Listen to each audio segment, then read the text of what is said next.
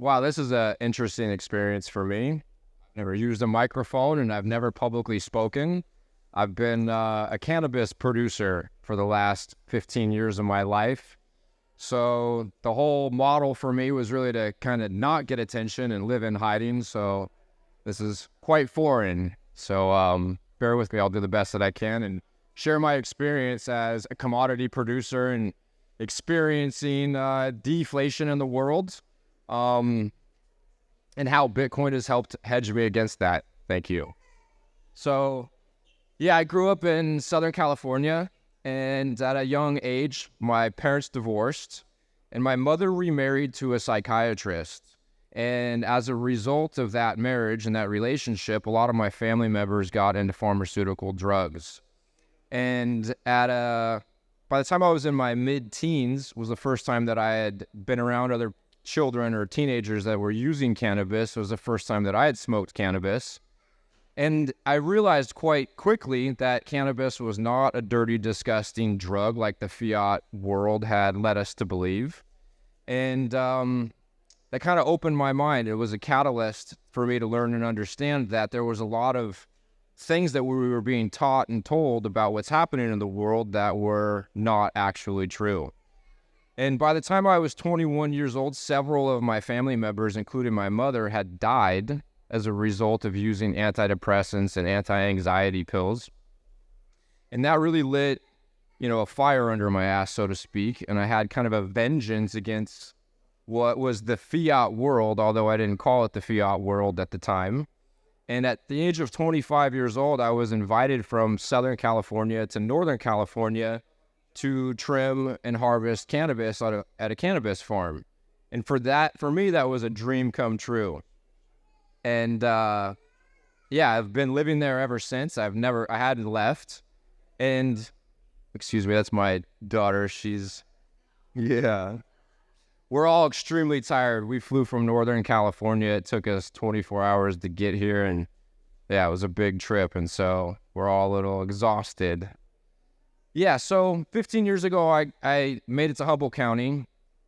I started growing cannabis, and for me, it was a very passionate thing for me to do, and there was also a bit of a vengeance. It was kind of every time that I bag a pound and sell a pound into the marketplace, it's kind of an FU to what I believe is a corrupt pharmaceutical industry and a corrupt world.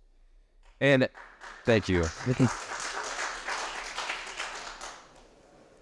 And so in 2006, in 1995, Prop 215 was passed in California, which was medical marijuana legislation that allowed for people to produce and sell medical marijuana within a patient collective.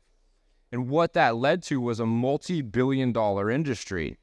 And by 2018, the people of the state of California voted to pass Prop 64, which was recreational adult use cannabis. And given the fact that I had been producing cannabis from 2009, by the time 2018 came around, I was in the perfect place at the right time to purchase a property in consultation with Humboldt County in the state of California to get a state license and produce cannabis lawfully with no question. And that was, for me, a dream come true. And so I went through the painstaking process of jumping through all these regulatory hurdles. I spent every dollar that I could possibly get my hands on to buy property and go through the very cumbersome regulatory process to become licensed. And within no time, the market crashed, the value of the product that I was producing plummeted, and my dream come true ended up becoming a nightmare.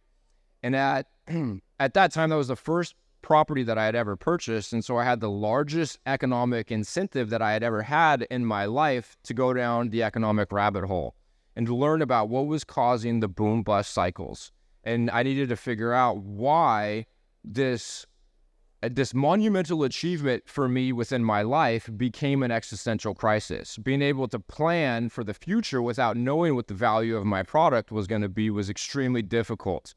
The regulatory costs and the hurdles and the impedance were so much that it really brought a lot of economic pain, and I believe that pain is life's greatest teacher. And so in the time that I owned this cannabis farm, I started to learn about our money system and the boom-bust cycles. And I started to realize that supply is always meeting demand. And as things become more abundant and supply meets demand, we're dropping prices on things. And our money system is obviously clearly broken, and everybody who's here understands that. We have a debt-based fiat monetary system where the monetary units are lent into existence as debt against assets, which this means that everything within the marketplace has to go up in value. And at that time, and to this day, I'm experiencing dollar-denominated wage deflation. The amount of money that I earn denominated in dollars is literally going down on an annual basis, while my cost of operating is going up.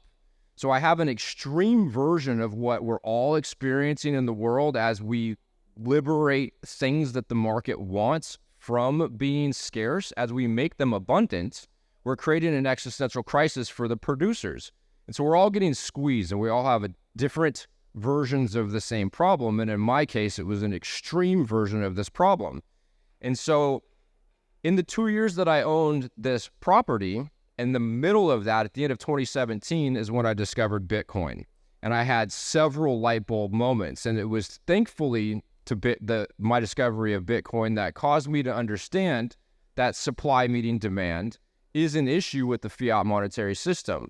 And the adoption of Bitcoin as a treasury reserve asset or a savings technology does hedge very effectively against this existential crisis that we all have. If you're making a surplus and putting that surplus into Bitcoin, on average, your treasury reserve or your balance sheet is appreciating at a faster rate than your wages are deflating. And so it's common knowledge, or seemingly common knowledge, especially within the Bitcoin community, that if, for example, you make $30 an hour and your cost of living goes up 15% in a year because the monetary expansion is 15%, and you get a 10% bump in wages, you actually had a 5% haircut. And so with me, I'm actually, as a great example, 10 years ago, a bulk wholesale, a premier pound of cannabis was $3,000. And today that same pound, actually a better pound, is $1,000. But my cost of operating and cost of living has doubled, if not tripled. So that means that I make between 1/6 and 1/12 what I used to make 10 years ago. And so this is a major issue within the cannabis community and really within all businesses. We all have different versions of the same problem. In some sense, it's kind of like the robot maker that makes a robot that makes robots. Without a hard money standard, he's out of business and he's living on the streets. Or he has to build a regulatory moat around that technology and have some sort of a patent so he can centralize that and then monetize that. And then everybody else is then living on the streets because you have one person benefiting from a technology that should be liberating us from scarcity within the marketplace.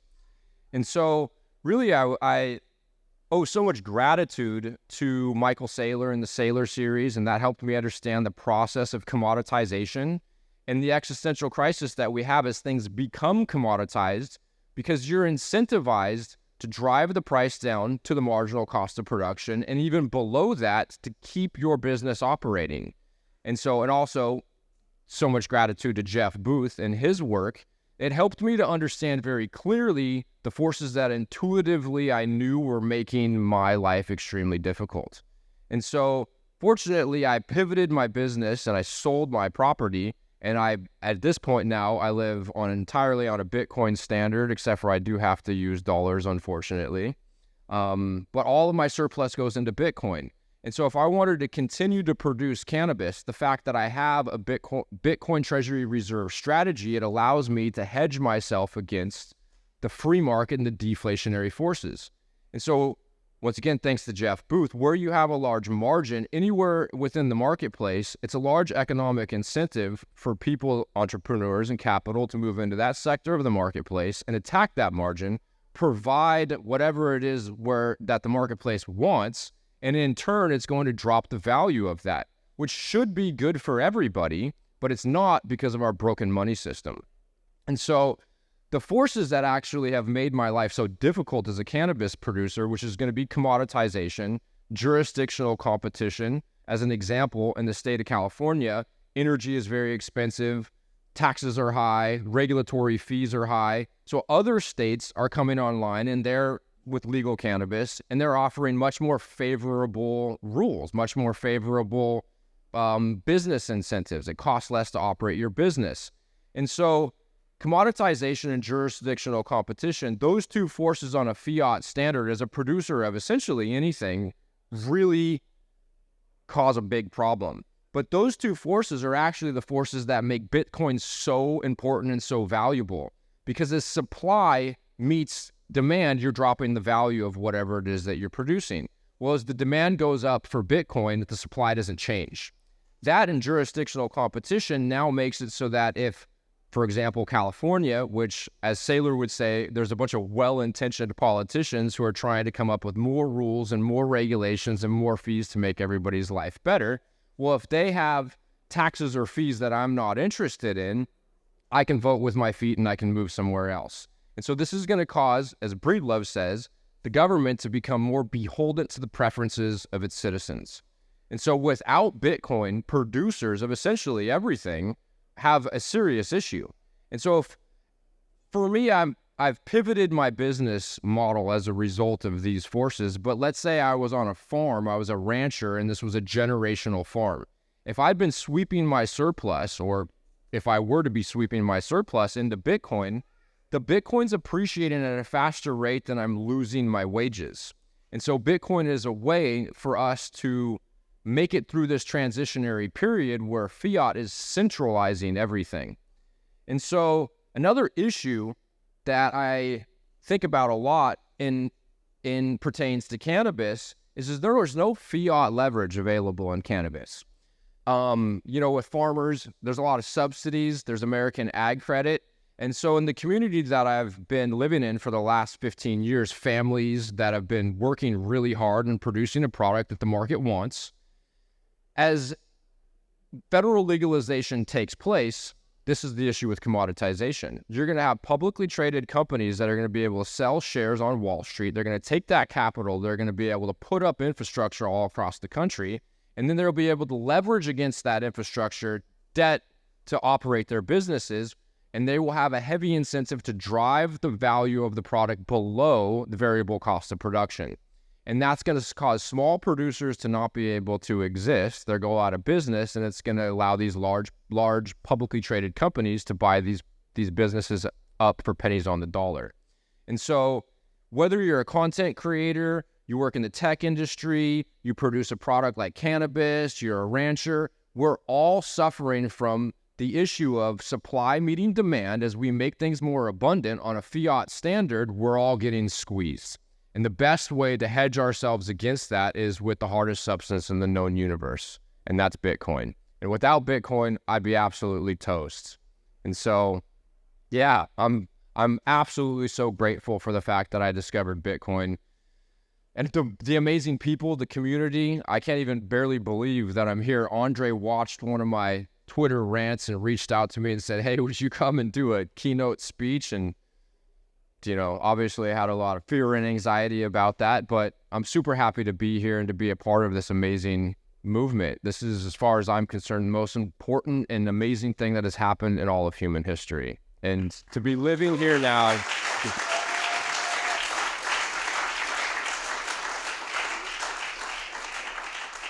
yeah, to be a part of it is just so special. It's so special. There's nowhere I would rather be, and there's not another place in time and history that I'd rather be a part of. And so, thank you. I really appreciate it.